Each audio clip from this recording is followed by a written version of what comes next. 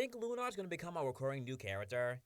Hey everyone, Mark Gamer Dude here with a review of Sonic IDW issue 81. The beginning of the short stories arc, the stage is set. And you can tell it's a new thing, cause a lot of the beginning background images are different. Love that. Reminder, it's the road to issue 100, and we know that someone has all the Chaos Emeralds, well, almost all of them, and a spot for the Master Emerald. Lot of theories about who it is. As always, thank you IDW for the review copy of issue 81.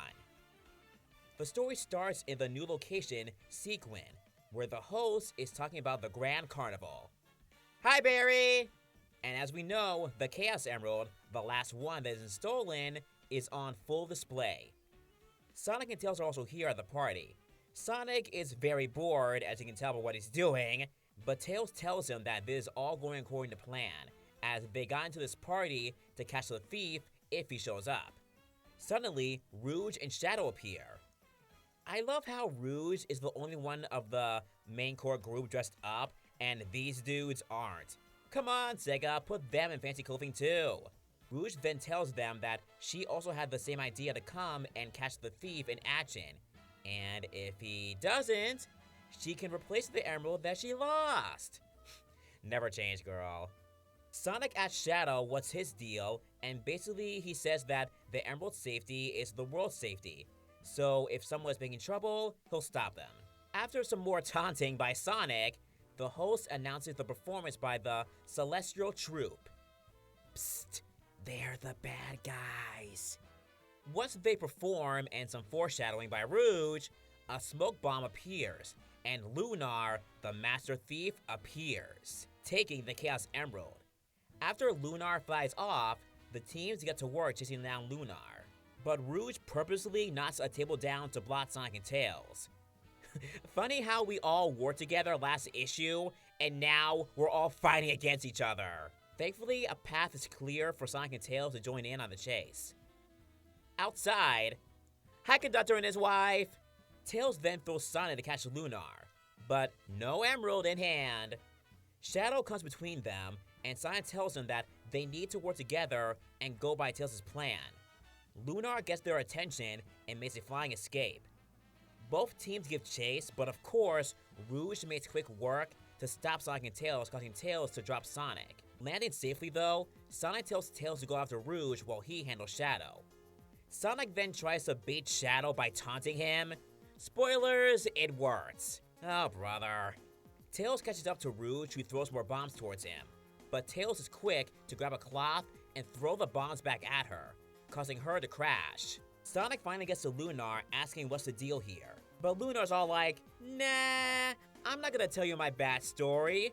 It's only the first issue of the arc! Shadow's definitely not interested in Lunar's backstory and just wants the emerald. Sonic intervenes, and you can imagine what happens next. Yep, fight, but not a major one. Plus, it was all a ploy for Lunar to get away. Shadow's clearly not happy about it and walks off with Rouge. You may be asking, why did Sonic let Lunar get away? Well, it's only because Tails gave Sonic a tracker to put onto Lunar's back to lead them to the source, a warehouse. Yep, and that's never a good sign. An abandoned warehouse in the middle of the night? Nope, major red flags there. Once they're inside, they do find Lunar, but Lunar's acting off.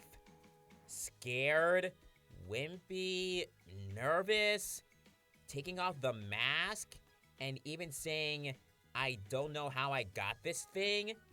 It's a Chaos Emerald, right? Oh, I'm gonna be in so much trouble. Huh? Weird.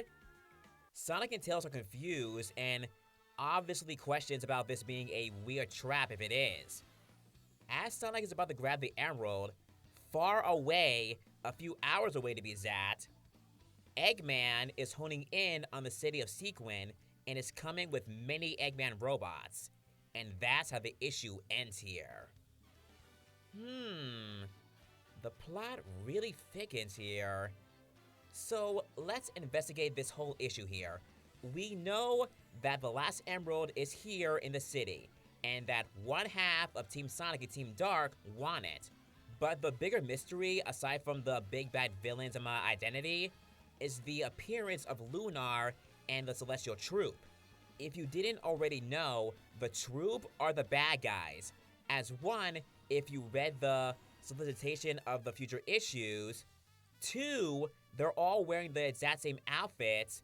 Plus, Lunar and the Troop are all Sugar Glider animals. Three, the foreshadowing by Rouge saying it will make for a great distraction. It's even in bold. They're a crime family. I do like Lunar and Lunar's dialogue, but there's a big question mark going on here, and that's how they were acting once they were cornered. Lunar was acting all cowardly and scared, even though they were confident and show-offy and playful earlier. What's weirder is that Lunar states that they don't know how they got this emerald, and that they're gonna be in so much trouble. I would say that the mask is controlling them, but Lunar is able to take off the mask, so... maybe it is that theory of double personalities here. In many of the covers of this arc, we see two characters with a happy and sad mask. But because it's a family, we assume that the other one is one of Lunar's relatives. But maybe it's Lunar and then their real personality? It would explain how they're acting like they don't know how they got it, and why they're acting so scared. When you have the second alternate personality in control, you're not aware of their actions.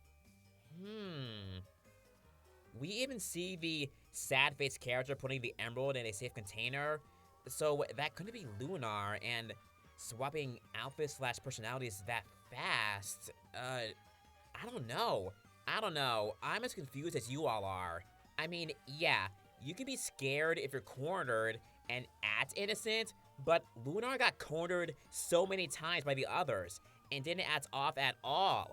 Plus, if you didn't notice, when Lunar takes their mask off, their speech bubbles are normal white and not blue.